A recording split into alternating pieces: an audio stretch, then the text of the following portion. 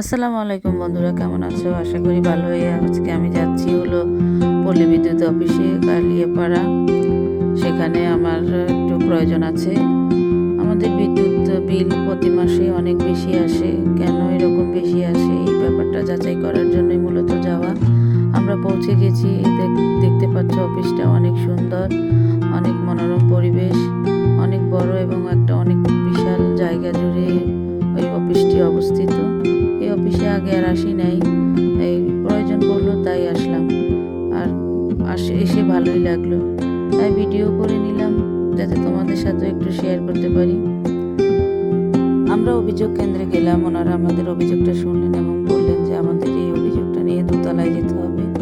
তো আমি আর আমার হাজব্যান্ড এখন আমরা দোতলার উদ্দেশ্যে যাচ্ছি এবং প্রবেশদ্বারটা এই দিক দিয়েই মূলত। আমরা এখানে অনেকগুলো ফুলের গাছ লাগানো আছে এবং অন্য অন্য ফলের গাছও আছে। দেখতে অনেক সুন্দর, অনেক সুন্দর, ভালোই লাগলো। তো আমরা দোতলায় গেলাম। দোতলায় গিয়ে আমাদের অভিযোগটা নিয়ে তাদের দোতলায় পৌঁছে প্রথমে আমরা কাউন্টারে গিয়ে আমাদের বিগত মাসের বকেয়া বিলটা পরিশোধ করে দিলাম।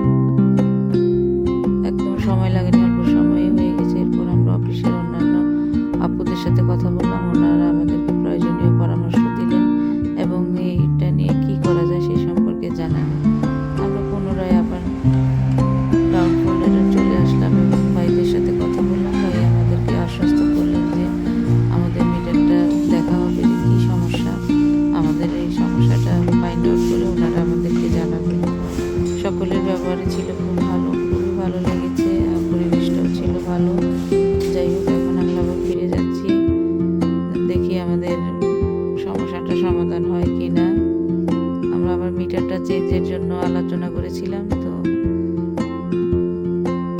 বন্ধুরা, আমরা জানতে পারলাম যে মূলত 3টি কারণে বিদ্যুৎ বিল বেশি হতে পারে। আর্থিং যে তারটা ব্যবহার করা তার কারণে, ওয়ারিং দুর্বল হলেও বিদ্যুৎ বিলটা বাড়ে, আবার মিটারের সমস্যার কারণেও।